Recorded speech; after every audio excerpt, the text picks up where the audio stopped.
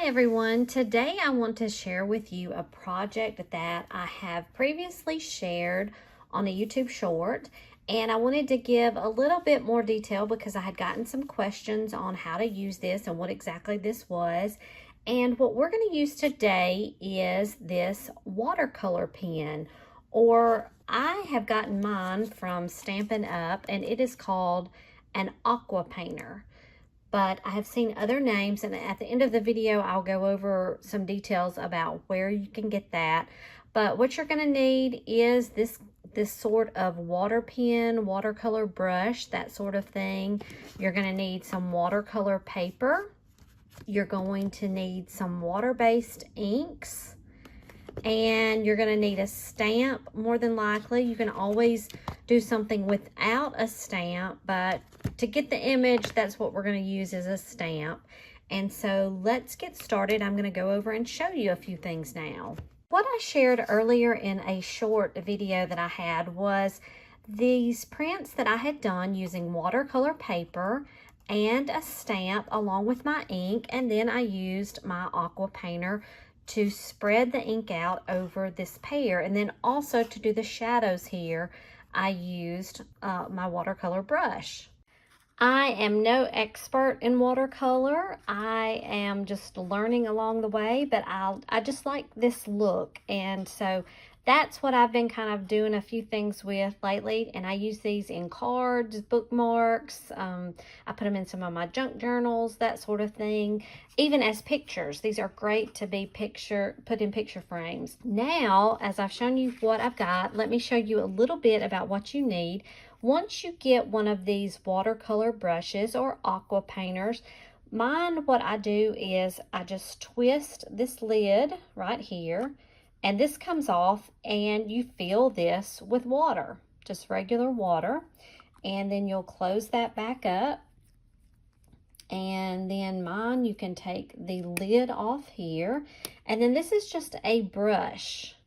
It's a very soft brush, and that's where then as you can do a slight squeeze, water begins to come out. And I don't know if you can tell on my finger, it's a little wet, but that is just from the tip of the brush. Most of the stuff that we're going to do, we don't want a lot of heavy water coming out. So a lot of times we're going to maybe even squeeze the brush to get the wetness there just right. And that's how we set up our brush. Now, the other part of doing these projects is having the right paper. And you're going to need some kind of watercolor paper. For the crafting that I do with, like I said, with cards, bookmarks, even things that I'm going to put a print, maybe like a little 4x6, that sort of thing, all I needed for the time being was this 4x6 paper. And the reason I liked it is because the price. I think I got this at Hobby Lobby. It was $3.99, and I'm pretty sure I got it for 50% off. So I really like that. This comes with 15 sheets of paper, and it's just something that I can use if I need to cut in half or whatever. But I'm going to take one of these sheets of paper, watercolor paper, for our project today, and that's what we're going to use. Before I get into that, though, I did want to share with you, you might be wondering, well, why do we need the watercolor paper? Seems kind of obvious, I guess, with using a watercolor pen.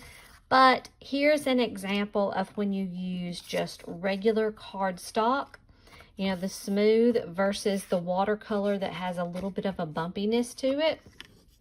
You do not get the spread of the ink in the same manner as when you use watercolor paper, as you can tell. I did the exact thing over here, and a little bit spread, but you're just not getting it. And the paper, it just gets that little warped view versus with the watercolor paper. Maintains. Watercolor paper is meant for watercolor techniques, okay, versus regular cardstock. You're just not going to get the same thing. This one was really bad over here on this side. It's just not what you want to do. So go grab you a pack of watercolor paper, and we will get started on this project here. One other aspect that you need to be aware of when you're using this watercolor technique is choosing the right kind of stamp. And for today's project, I'm using this stamp set from Stampin' Up called Cheerful Daisies. And one of the main reasons that I'm using it is because it has an outline type of stamp versus, if you'll notice, this stamp would fill in the ink. I just want the outline, and then I'm going to use my watercolor brush to pull the ink from the edges to fill in the inside of the flower. And then also with this flower, we're going to have an inside of it. I'm going to do yellow around for the petals, and the middle will be in the inside with a brown. We may or may not use the watercolor technique with that. We're going to start off by using a yellow ink, and remember I said this has to be a water-based ink. And I have my stamp on a block. It's just easier for me to be able to see it. And then I've got my watercolor paper, and we're just going to stamp this image on the watercolor paper.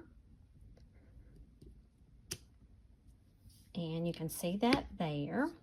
And I'm just going to have that here on the paper. But okay, now we're ready to do some of the watercolor portion. We have the stamped image, and I have my pen here. And remember, I'm just want it to be lightly wet. And then we're going to very carefully take the edges and pull forward. Now, if you notice any parts of your watercolor where you have big globs of water, I'm going to show you a technique that you can use with that.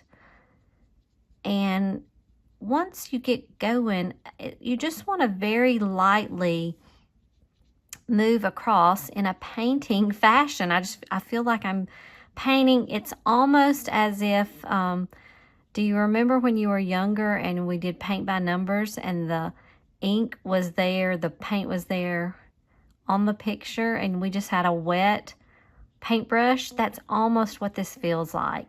Now, I don't like to totally, I guess, like cover up any of the inside. Like you can see right here, there's a little strip, if you can see close enough, little strips.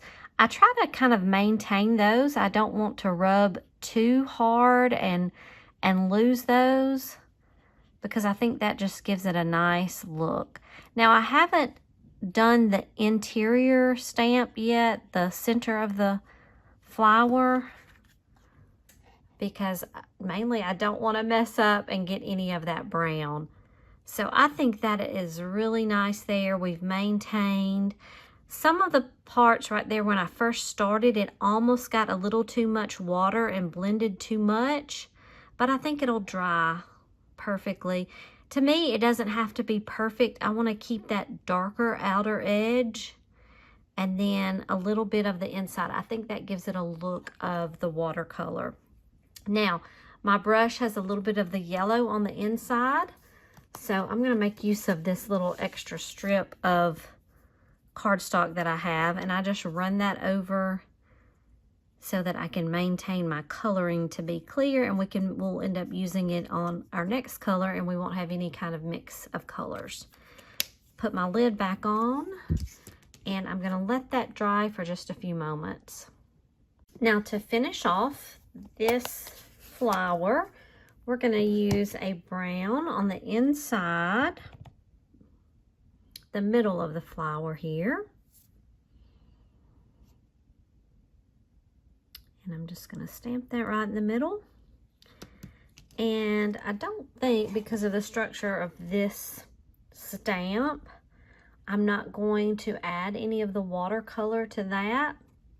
But I think I'm going to go with that flower just as it is. So this is the finished product. I cut off the edge of the paper, and I could even trim this a little bit here. And I might use this on a card. I may put it just in a glue book or a junk journal. I may even put it in a little picture frame. I think that would be really cute, really pretty. So this is how we can use our Aqua painters. I'm going to put the link below where you can get these. Like I said, mine is Stampin' Up. I have seen them on Amazon and Michael's. The biggest thing is make sure when you get a watercolor pen, it's the kind you can fill up with water. Get your water-based ink and a stamp or two and with your watercolor paper and give it a try. I'd love to see you share some things that you have below. If you have any other questions, be sure and put those in the comments below. And thanks for watching.